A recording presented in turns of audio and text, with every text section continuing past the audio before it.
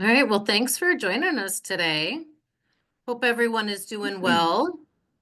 It is it's November, which means it's our November monthly member gathering.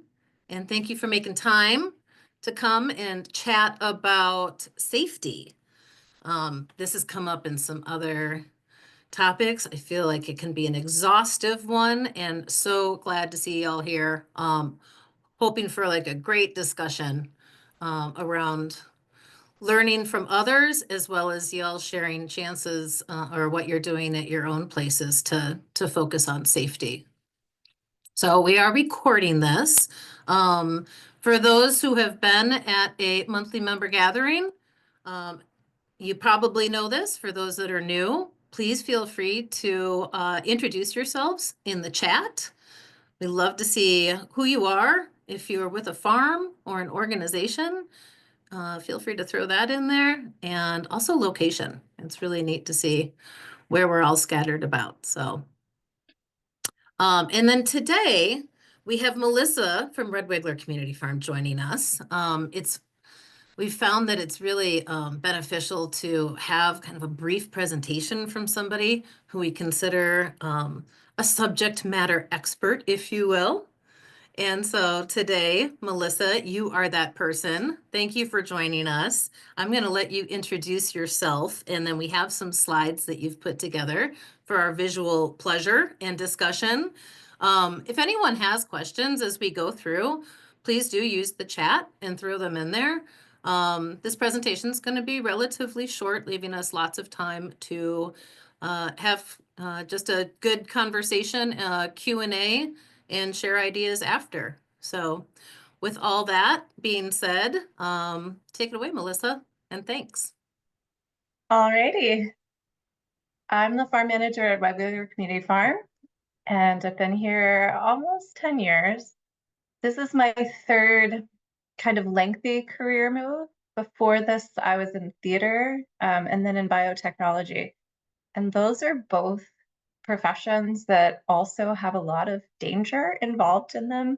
So I've done a lot of training. I've done a lot of training on OSHA and bloodborne pathogens, all different aspects of other professions.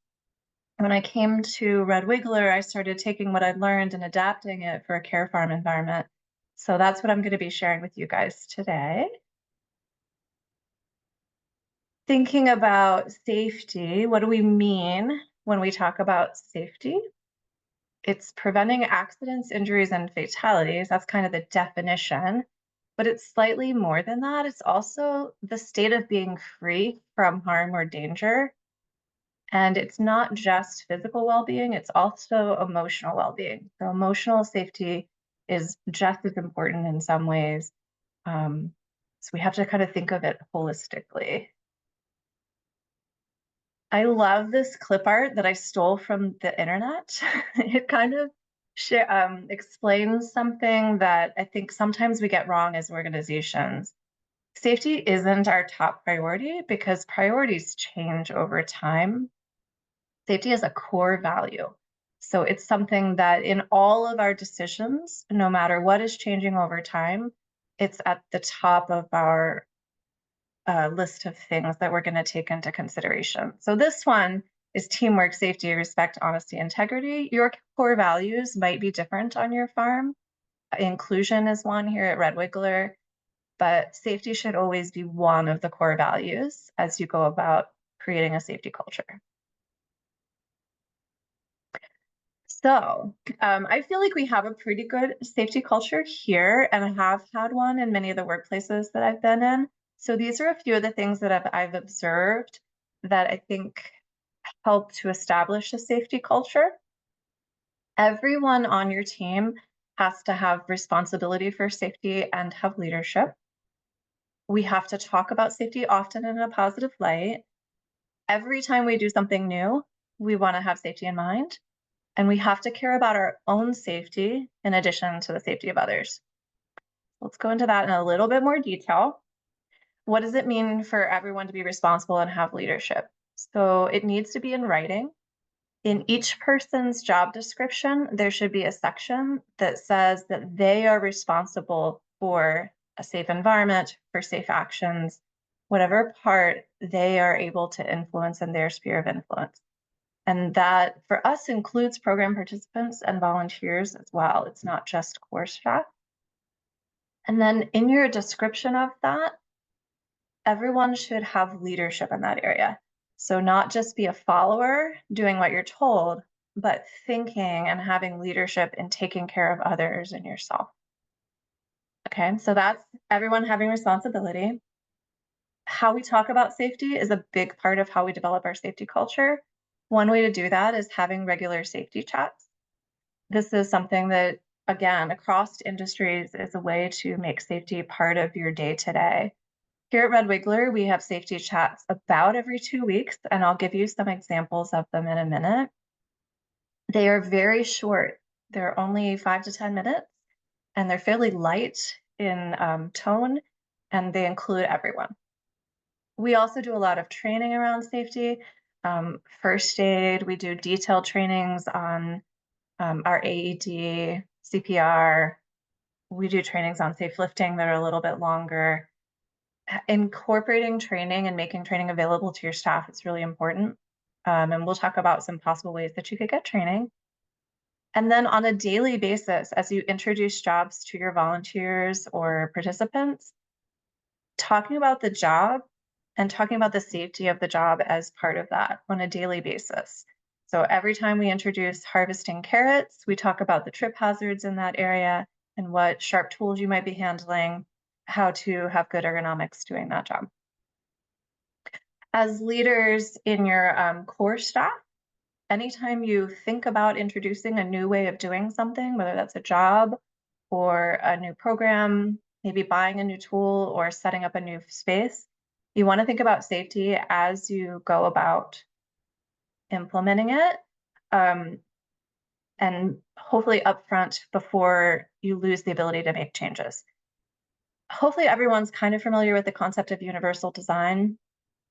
Universal design means that anyone who uses the thing, tool, space, whatever, can use it well. And so maybe it's using it well to punch holes, but it should also be using it well to not punch holes in our hands. So think about that concept that when you're buying something, everyone who comes into contact with it needs to be able to use it in a way that they can do it safely. So it's a pitch for careful tool purchases. And then this last point, we care about our own safety and the safety of others. This is something primarily for senior leadership. A lot of times we have a tendency to kind of bend the rules for ourselves, right? And others see us doing that. And then they model their behavior on ours. So we all have to mean that we're serious about safety, and we all have to follow our own rules. So for example, I'm the primary tractor driver. We have a couple other people who drive tractors as well, and I'm training them. I'm telling them, never get off the tractor with the PTO running. I have to never get off the tractor with the PTO running, even though it's so tempting to do and it would make it so much faster. And that goes through all levels of your organization. So follow your own rules. I put together a list of safety chats because I know that every farm is different. And so what you need to talk about in your season for your time of day when people are meeting might be different. These are some safety chats that we've done here. We start out the beginning of the season with really basic stuff like food safety, first aid locations, tool safety in general. And then we move on to more advanced topics. So in August and September, we're doing a whole lot of lifting. So we'll have a safe lifting training that's more extensive. And then we'll do reminders in the morning as a part of our morning safety chat. I put together just a whole other list of also other possible topics. You probably can come up with 20 more. Think about your farm and where you've seen near misses or accidents, and use that to guide what feels most important. And it might be different year to year. So this year, I think we had a lot of yellow jackets and wasps. And so I put in an additional one on yellow jackets and wasps because everyone was having a lot of questions about how to behave around them. So you can improvise and change and add in based on what's going on in your season. Okay. I want to talk a little bit more about design elements for new stuff, particularly if you're building a new space. This would be really important. Having good lighting makes a huge difference for safety. It helps you to see trip hazards and uneven ground. It helps if you have poor vision to make it a little bit easier to navigate a space. Good lighting can just change the whole feel of a room and make it feel more safe. You also need adequate space to move. Cramped conditions make us do silly things, particularly with lifting. Anytime you've got a level change and someone has to take a step up or step down, you want to think about how you're creating those steps. Very small steps are actually more dangerous than like a 6-inch step because they're just that little tiny bit of a trip hazard. So think about that. If you have multiple steps, they should all be the same and not different. You need really good visibility on the edge. If the color is the same on all the surfaces, that can be really hard for some people to navigate. Generally, contrasting colors are helpful no matter where you're working. So if you've got a table, it wants to be a different color than the floor. If you have a rug, it wants to be a different color than the floor. So contrasting colors can really help us all navigate spaces better. If you're putting up signs as part of your safety plan, they need to be more than just words. They need to be kind of fun, attention grabbing, bright and colorful, and have some kind of universal symbol. You can't just say, stop, don't touch this, because not everyone will be able to understand that. On these tractors, you can see how over time, round soft edges have become more the norm. Sharp edges are such a problem when you accidentally do trip and bump into them, even if it's not a hard bump. A sharp edge can still cause a lot more damage. So design for round soft edges and look for things that have built-in safeguards. Getting an older tractor might be more economical, but a newer tractor or golf cart that has safeties built into it, like when you stand up, the tractor turns itself off. Those kinds of safeties can just completely get rid of the need to have a rule because they enforce the behavior that you're looking for. Just want to kind of keep reiterating that rules thing. Rules are great, but don't rely on them.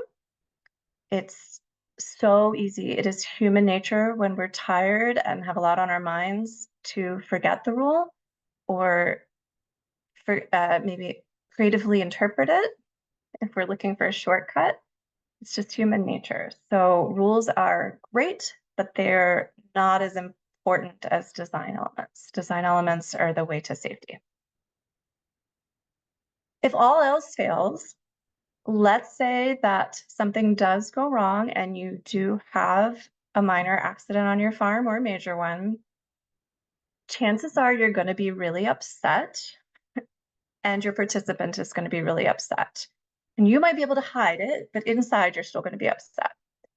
And something that happens really, really often to emergency responders is you can't remember the right number to call and you call the wrong number. Or you remember the right number. Let's say I do call 911 and I have no idea where I am. I cannot tell you my address. If you're a landmark like Target, it's no problem. You say, I'm at the Target in Germantown, and they come to get you and all is good, right?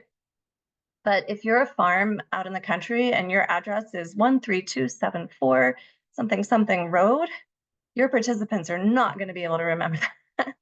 So you want a really big address sign at every phone that's available to them to call out. And if they're using their own cell phones, then you should encourage them during training and introduction to your farm to put the address of the farm in their phone so that they can use that. Luckily, cell phones are really happening. And a lot of times now when you call our 911 in our region, they automatically know your location. But if you're in a more rural area, that might not be true. So get that address posted. You should have first aid kits on hand pretty much every area that you might be working in. And if you Google ANSI minimum, ANSI minimum, you'll get an explanation of what should go in a first aid kit. It does have a little bit to do with what hazards are on your farm. If you're using knives, if you're just dealing with blisters, that kind of thing. but you should have a first aid kit that has a minimum amount of first aid supplies that deal with any potential hazards that you're likely to have on a daily basis.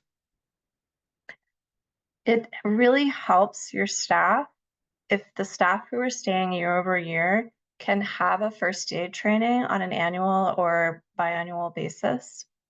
And you may want to consider having a few people also take mental health first aid training, because that's just a little bit different. The emphasis is different. It's going to help you with your participants, honestly, all the time, not just in a first aid crisis situation.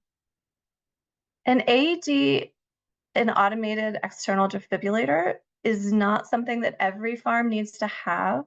They are very expensive. They cost close to $2,000 to get, and then you need to have a specialized training to go with it for the people who are going to routinely use it. But if you do have individuals who are at risk of heart disease on your farm, it might give you an added level of just feeling like you've done everything you possibly can to protect their health. So you can go online, look at a couple different ones. This is actually the one we have, this Heart Start AED. It's so easy to use, and the training only takes a morning. And not everyone needs to have the training. Ones if they're individuals who don't have the training can pick it up and use it. And it does increase the likelihood that if someone had cardiac arrest on your farm, that you would be able to help them. You'll also just feel like you did the right thing. Let's say you used one of these things. You had to do first aid, you had to do mental health first aid. It's really important to write an incident report of some kind. I've put an example one here kind of in the corner of the slide, but if you just Google it, you'll find lots and lots of examples out there of employee incident reports that you can just steal off the internet and have yourself a really nice incident report. You're looking for something that captures what happened, when it happened, where, all that sort of thing. And then hopefully you'll also have a procedure to use your incident report to improve your safety in the future. So record near misses and then try to do something about what caused the near miss to happen so that next time it doesn't happen.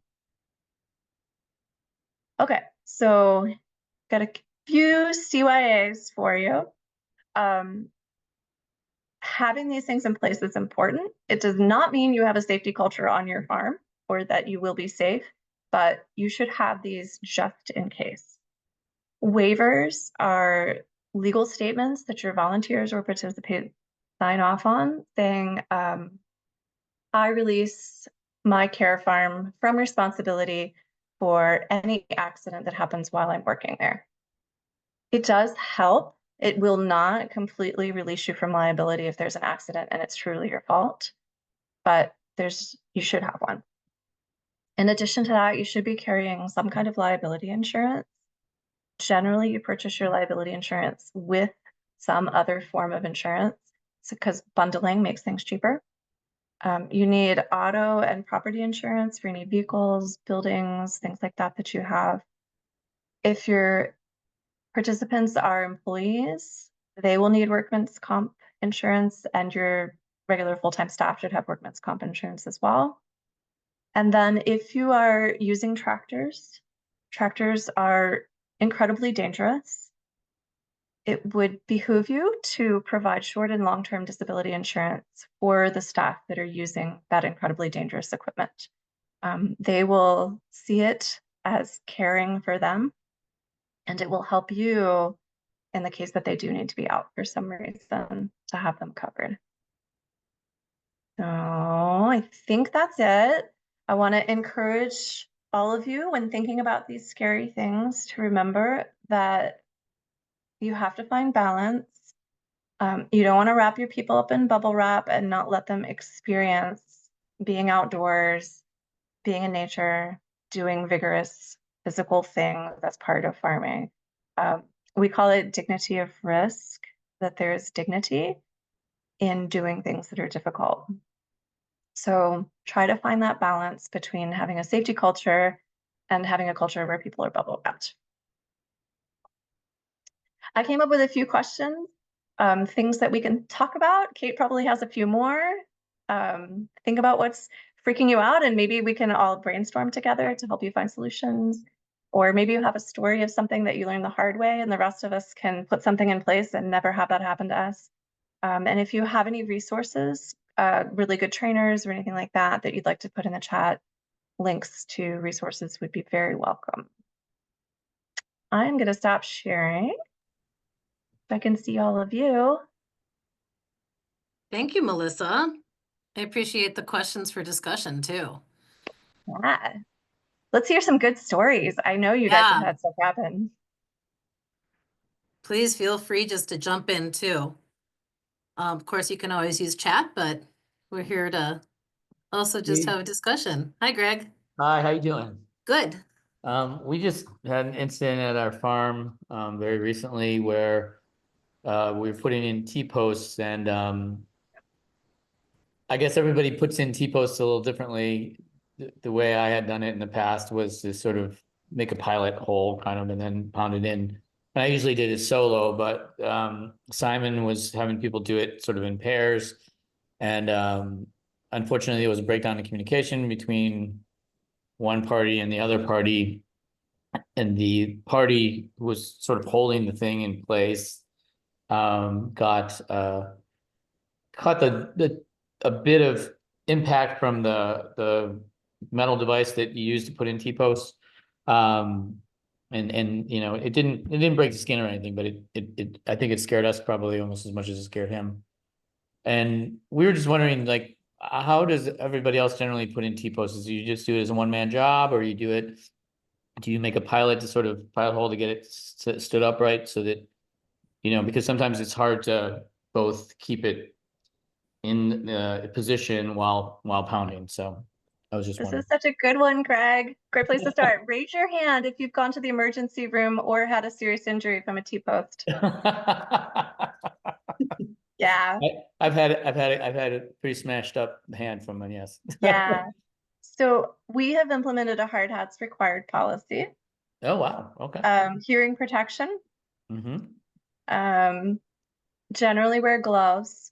That gives Okay, you a yeah. little bit more protection against slipping. And then it's really helpful when you're setting people up to work to review safe handling of it, that you're going in sideways onto the post and coming off sideways, because most of our injuries have been T-post into forehead. You're actually really lucky it was a hand. Mhm. We had one into my knee. I was actually the knee. Wow. But pretty much slow that job down. Okay. It cannot be a fast job. Slow it down. Talk about safety and how many people get hurt doing it. And really take your time on that. Don't expect to get all your T-posts in quickly. It is definitely a dangerous job.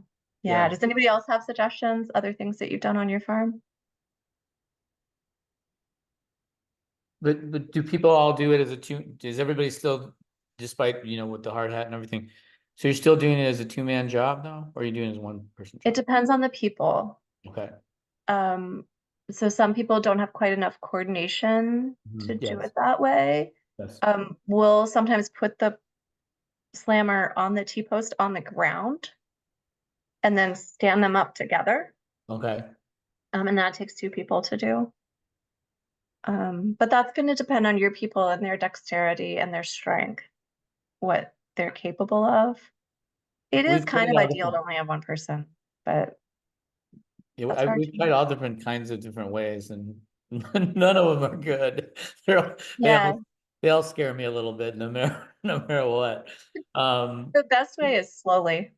Yeah, I mean, I remember in Bluemont we had this, like, I'm just gonna call it like a fat step ladder, you know, it had it was really wide, so you could get above it. And that was kind of cool, but it broke.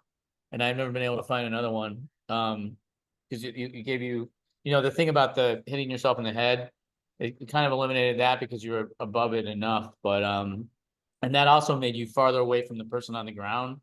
Uh, That was, I think, the most ideal. So then we started digging like a little pilot hole with a hand trowel, and that's less than ideal, but okay, fair enough. That I like the hard hat Yeah, actually a lot, and we're already wearing gloves, so that makes sense. Thank yeah. you. That's a good one. What else are really dangerous jobs for you guys? There is a question here in the chat from Peggy. Little different topic, but just talking about the costs of insurance. For those that are carrying insurance, anything to share? I think it can be hard to talk about yearly costs. I know here where I'm at in Minnesota, we have some of the highest insurance costs. And quite a bit is dependent on what your risks are and all of that. So I hate to say it's not a case by case, but Woody? Yeah, I mean, workman's comp is one that you just can't avoid. And if anybody is in a gardening environment and getting paid, they're going to be on your um, schedule for uh, farm work. So like I might be clerical a lot, but I do some mowing and some backup tractor work during peak times. Um, so I'm not a clerical. You know, just by mowing once means I'm now a farmer, at least by our insurance. And we use it here in Maryland, Injured Workers Insurance Fund that is it's a private company and they don't actually operate outside of Maryland, um, but it's called Chesapeake, and it's just a flat rate. You over time we've gotten discounts as being a safe organization because we've had some people go in and say I got injured at work, but it was like a twisted ankle. There was no remedy other than somebody checking it out. So we've essentially never, knock on wood, had a serious accident. Um, I forget what the line item is because it fluctuates with our payroll. It's tied to your payroll.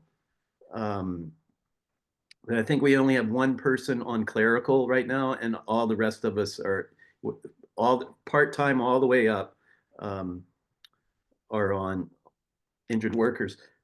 We have a umbrella insurance with a outfit called Dave Diedrich and Marshall and a Farmless Ordinary, I believe. Are you still using, Steve? That was a yes. I read your lips. Um, you're muted if you're talking. Yeah, that's a yes, yes, DDM. Yes. Yeah, you're in Virginia and we're in Maryland. Did they have any trouble servicing you? He has not, so we were on an assigned risk pool for workman's comp for a long time, and I believe we still are technically, which means you don't have a lot of options in workman's comp. I mean, we've obviously made an effort to stay safe, although I think you just judging by your PowerPoint, very nicely done, Melissa. We're a little behind you on that curve. You know, we haven't been using hard hats, but I do like the idea, and some of the other things you mentioned, I think is something I'd like to incorporate. And if you're willing to share, Melissa, I'd love to get a copy of your PowerPoint. But in terms of insurance, we also have a blanket liability policy just to cover anything that workman's comp is not going to cover, which I think is always a good idea. And like you had mentioned, Woody, our workman's comp is audited, predicated on payroll. So they want to see your 941s and see how much you paid out, and you get audited, and based on the audit, you may actually owe more money, or I've never gotten a refund, but I've always owed more money. Oh, really? We get a refund every year, Really? which I find annoying. Yeah, that they had your money Anyway. for all that time? It may be, but I mean, we've been with the same insurance company for 28 years since day one. Well, then maybe you're overestimating your payroll. I mean, that's the only thing I could guess, because they say like, what do you think your total payroll is going to be? And I give them a number, and I usually, you know, I'm not off by a lot, but I'm usually off by, 20 grand or something. And so I have to pay the difference. Yeah. Well, Hey, Steve oh, Diedrich at Day Diedrich and Marshall is who we use. I wish I could give you a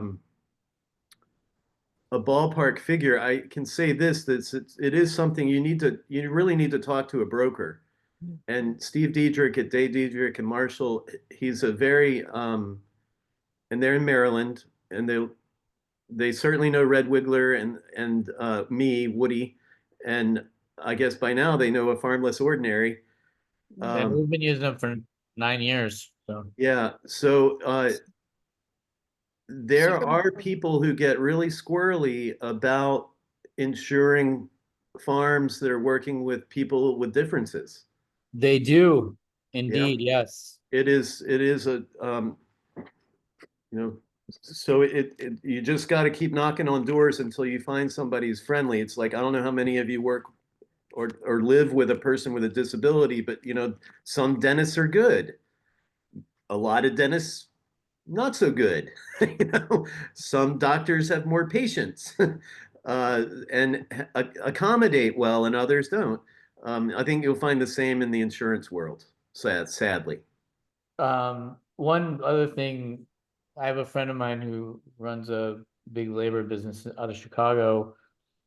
And he told me something that I thought was interesting. He said if you have an injury, depending on the nature of the injury, if you think you can, it's a one and done kind of thing, you might not even want to report it to insurance, because once you report it, it can spike your insurance to a degree that it's not really worth it. I mean, if somebody needs 3 stitches, for example, or something where, it doesn't seem like there's any other damage. I mean, you can still always go back to workman's comp, but if it's just trying to get reimbursed for 3 stitches, may cost you a lot of money over the long haul. So that was his advice. So, Yeah, fortunately, we haven't had to use it so far. I'd like to keep it that way. we've generally called it in. We've not had any major issues. I know it's no joke. Farm, and it's, this is the time to talk about this stuff because it can be a bummer for folks. It's a farm's a dangerous place. We wanted our farms to be welcoming and happy places, right? As care farmers. But people really think of, often when we have groups out, they just really feel like it's a farm and my kids can run around unsupervised, and before long they're in the barn and they're up on the tractor, and so we really try to overstaff events so that you have a lot more eyeballs. And you have to have hard conversations with parents sometimes. I hate to say it, it's parents and kids at events that worry me the most, probably. We haven't talked about parking lot safety, something I freak out about. Does anybody have any parking lot questions or anything you want to share? I would just say that we have had problems because both of our operations are down fairly long gravel roads. And we've had to really come down on some parents for driving excessively fast on them. In fact, one person is no longer with us, and that wasn't the whole issue, but we had some skirmishes about that. So we have a lot of signage, and then we also have situations where we have a Virginia Regional Transport, which is a kind of a big, not a big bus, but like a typical one of the buses you see that service like senior centers or whatever. It's that type of bus. And we have to always constantly tell people, like, don't go off the road, and because people are going off the road and getting stuck. So we have a lot of signage. Sometimes I think we might have too much signage. But I would recommend really clear signage about which way people are supposed to be going, what areas are for parking and not parking. We through trial and error, we ended up putting up a lot of signs, particularly at our North Farm, because it was not a good situation. A couple times people almost got hit. So I liked what Melissa had to say there too, that signs, including images, are really helpful, that sometimes our brains just kind of go past words and content, and those images can be really powerful. Yeah, a speed bump will do so much more for traffic than a sign that says slow down, right? So something that actually physically prevents the wrong thing from happening. Mhm. We Yeah. now have 3 speed bumps. Really? Yeah. So Yeah. we don't own either of our locations, so I don't have that luxury. And one of them, it's a shared driveway for Greg, there are fake speed bumps that you can buy, and you just like put them across the driveway and then you can pick them right back up when you're done. They're like kind of like a hard yellow material kind of stuff. You're, Oh, and your you're, microphone just went back off. Sorry, we're talking about like close to a half mile of gravel. It would be. yeah. Well, but you're not, the safety isn't the whole half mile, right? There's like certain points that are probably the most important to you, like maybe establish a crosswalk, and that point gets a speed bump that protects it. Well, in our particular case, one of the problems we were having is that there's a school bus stop at the end of the drive. And we would have parents who were hauling rear end, basically, while these little kids were getting off the bus, things like that. So it's both a public, it's a cross between a public, like a T intersection between a public street and our gravel road. But the gravel road serves a bunch of other people, so I wouldn't really be at liberty to put up a speed bump. So we had some signage.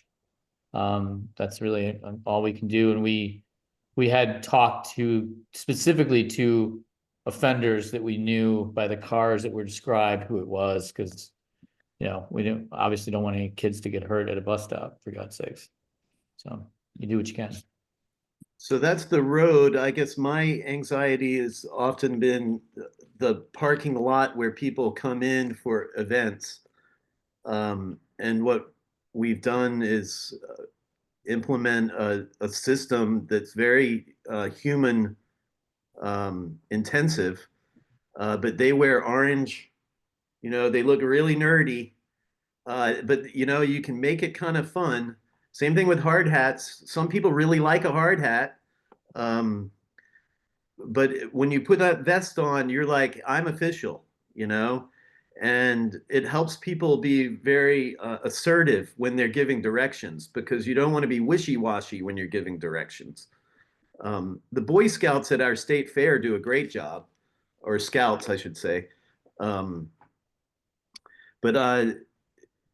yeah, we change our driving and our policies evolve depending on what kind of event is happening.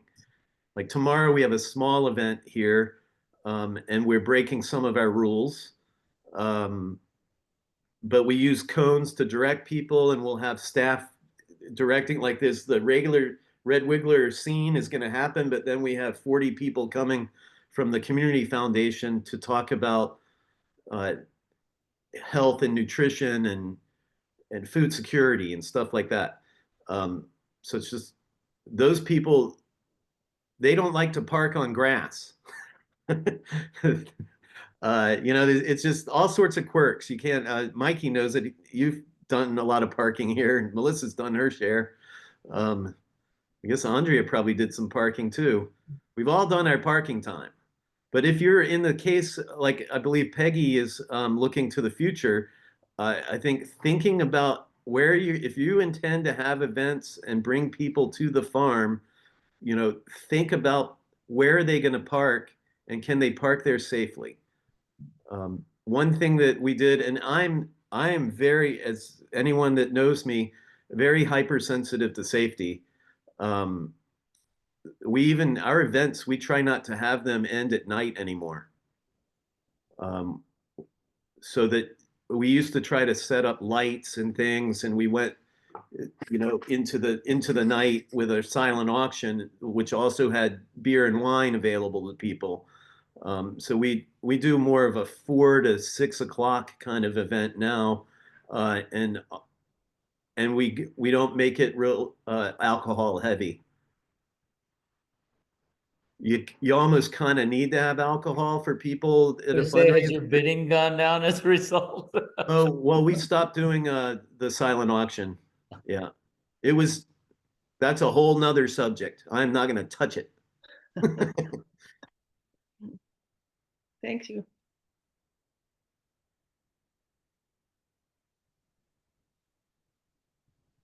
One other thing that might not have gotten touched on that I know we hit on in the beginning care farming series was just thinking about weather events.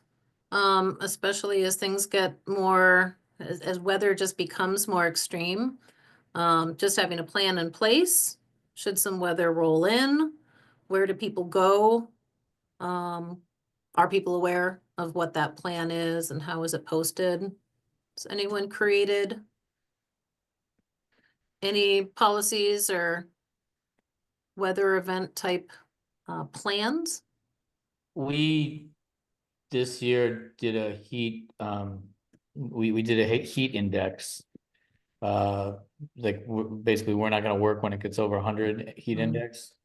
And sometimes that works where if we know it's gonna be, 100, the heat index will go over 100 around noon, then we'll just work till noon. We just don't want to go past that because we don't want to put the people at risk beyond that. So we just instituted that this year. And Simon, you're on the call somewhere, I think, Simon. So he sent out something to the families, and we really didn't get pushback. I honestly thought we were going to get a lot more pushback, and we really didn't, which I was pretty happy about, actually. Yeah, does everyone have a good weather app or weather site to check? Don't trust Apple weather. Yeah. Gracie, you're in Texas. You get hot down there.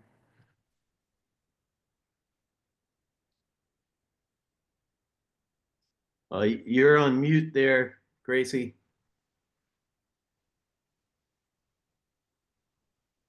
Sorry, I had to punch 5 times before it would unmute. Yeah, we try not to work really over 95, but that means getting started really early because in the summer by 11, and we just quit having our volunteers come this past summer. It was so brutal. In fact, the past 2 summers, we have some of our coworkers that continued working. These are people that we employ, but we tried to start really early. And we stopped receiving visitors and we stopped receiving volunteers. Only way to that one is right. Okay, I was gonna say only way to know is to test them. I feel like Rice Krispies always seem like they're A shameless plug for Rice Krispies.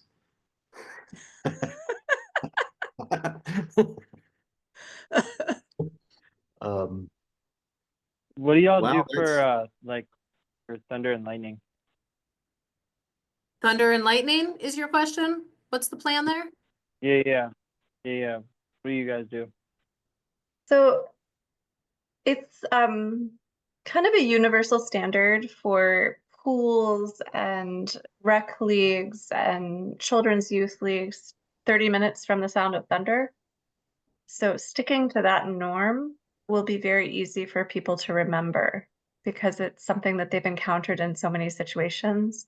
And it's really important. It's pretty stringent, but it's actually based on the incidence of the kind of lightning that strikes really far away from the thunderstorm, which is the most common killer when it comes to lightning.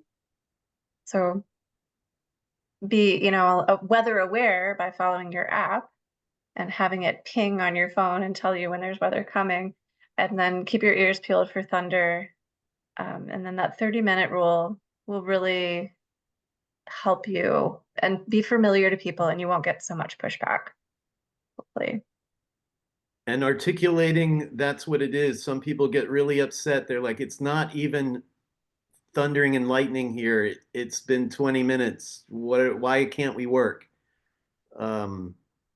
But yeah. I think also, following those timing rules are fine. And I know here, sometimes we get things come up really quickly that have not been heard and that have changed from the weather report. I think you have to also talk about, how to put your body, where not to be standing close to trees, etc., and have a place to go, right, like in the middle of the barn or whatever.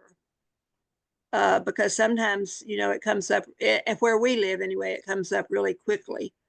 And I'm saying all this, and I don't think we do talk very much about, squatting and not being close to the tree, or, just dropping your chainsaw and getting away from the tree or whatever. So it's reminding me that we do need to talk more about that kind of thing. Yeah.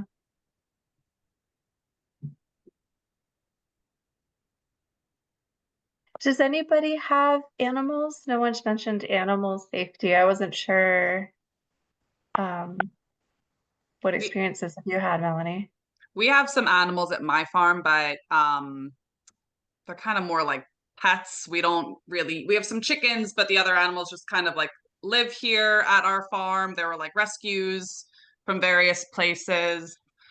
And one thing that I really appreciate that we've gotten recently is kind of like a little fenced in alcove that I can bring people into. Because I work mostly with like school partnerships. So schools will come visit us here at the farm, but we're not really like working to care for the animals, though of course everyone wants to, engage as much as we can. So there have been different times that we've gone directly into the enclosure and we've fed the animals, but not everyone is comfortable with that. And some people we've brought in and they realized once they got in there, they were very uncomfortable. So I really like having this little alcove because it's a way for us to go beyond the large electric fence, which is another thing we have to always, remind people about. But it's a way for us to bring people closer in, but there's still a separation. So we can feed the animals and we can pet the animals. But people aren't directly in there. So if they get overwhelmed or if the animals do something unpredictable, there's like a barrier that keeps us safe, because of course just today 2 of our dogs got in a fight. So there are things that come up. They're both okay, but of course with animals they're unpredictable, and some of the people who we employ who work with the animals have gotten like minor injuries. So that's definitely not something I ever want to happen in my program. So it's nice to have that kind of like in between space that we can go to. Did you have to make something, or was that something that you could purchase? Would you be willing to share it? Yeah, it was just some plastic fencing. So we have like a metal perimeter fence that does have electric portions to it. And I didn't actually build this, but then there was some plastic, it's like a white picket fence, like a plastic fence that's about like waist high. And gate was put into the metal fence. And then when you walk into that gate, there's probably like a 20 by 10 foot section that you can walk in. So it's totally fenced in. And the animals are all, roaming on the other side of it. But they know when we go in there, we're probably going to give them a snack. So like they'll come running up and they'll say hi to us. But there is like that one level of protection between us and them. That sounds great. Mm-hmm.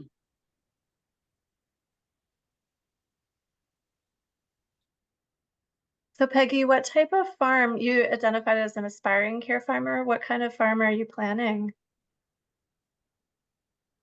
Oh, you're muted, sorry. Hi, yeah, I've spoken to Woody and Andrea before, but I'm trying to pull together a care farm that serves people facing life-threatening illness and end of life. So it's not really been totally done before, and just finding my way. Are you going to do plants, animals, honeybees?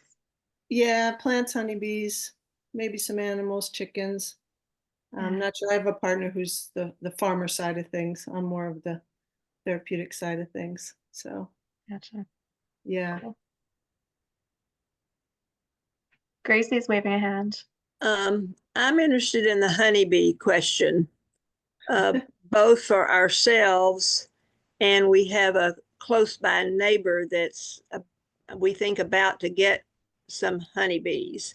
And we're several of us that, Tasha's on here and Michelle that we work with are a little bit concerned about potential allergies to bee stings. So we have sort of decided that maybe we won't do honeybees, but I know you can keep EpiPens and all of that, but anyway, I wonder how anybody else has explored that, or and what about your neighbor's bees?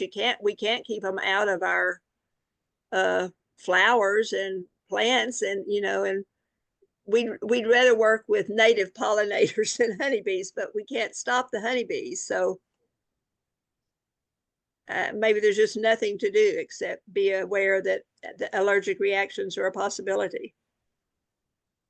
Gracie, I could maybe speak to that only because I keep bees, and then I also was at a fairly large community garden where we had an apiary.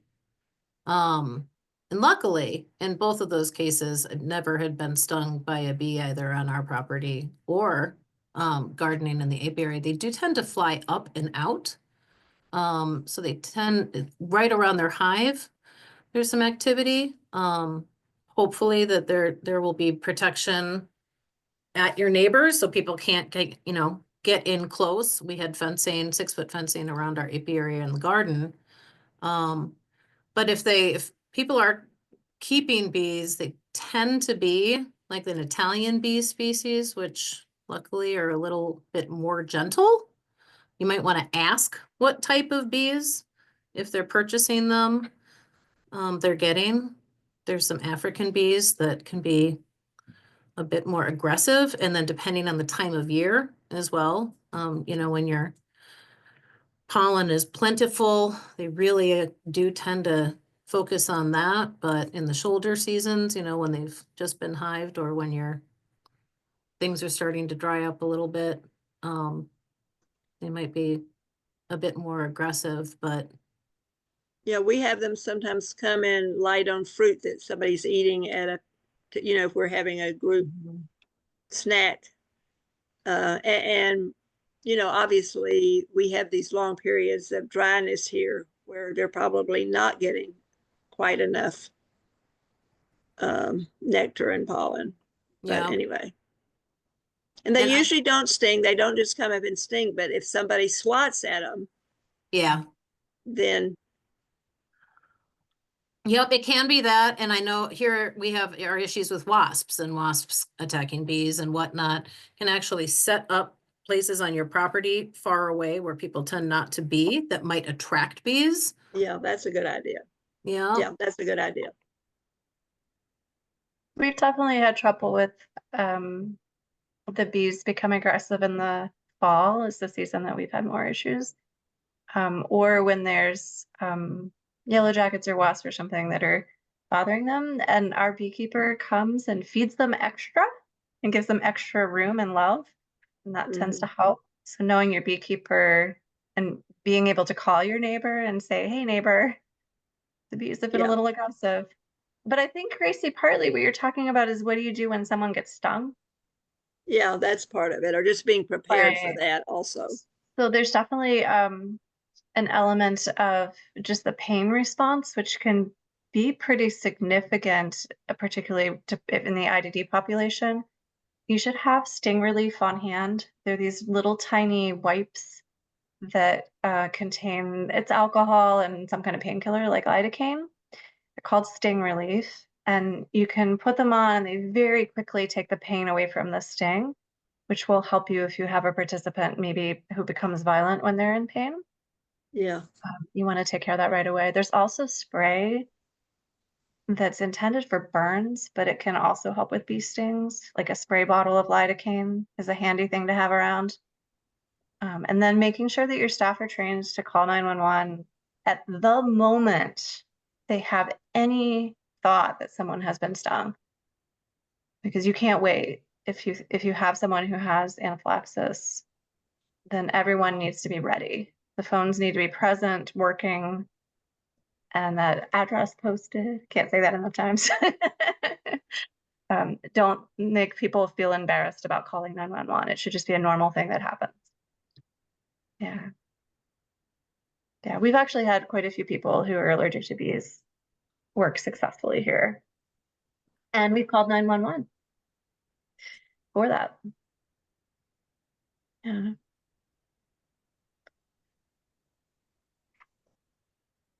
What other safety things Approaching the top of the hour with just a few minutes left here. And of course, my dogs start barking, so apologies. But Melissa, I just really wanted to thank you again for the time that you took today and in preparing a presentation. Yes, we're doing a round of virtual applause here for you. Greg asked whether or not your presentation would be shared, and like all of our monthly member gatherings, we both record and share out the presentations after. So you'll receive an email with those links, and you can always find them on our website too. Those will be ready in a day or two.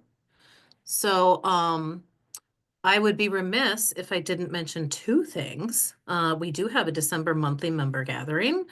That is going to be on the 5th of December, same time, 3 to 4 p.m. Eastern time. And we're going to do what we did last year, which was a kind of a look back and a look ahead.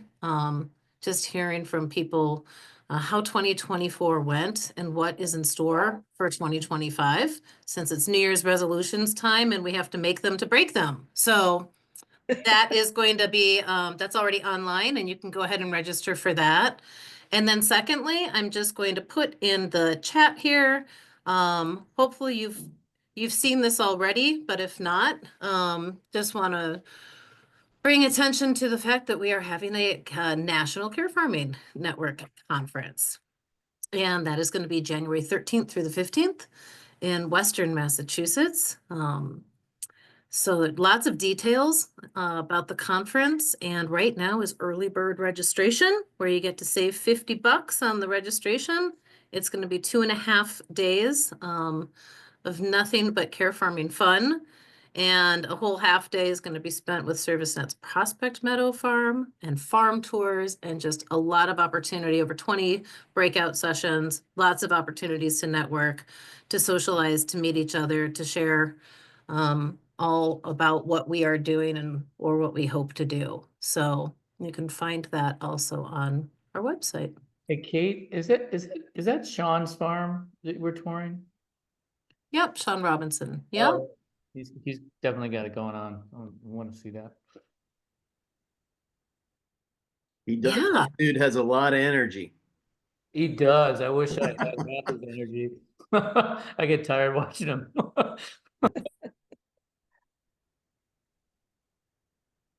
So thanks again for taking time out of your day to join us here and talk about safety. Melissa, again, thank you. And we hope to see your face in December, if not before. Take care, everyone. Thank you. Bye, everyone. Thank you.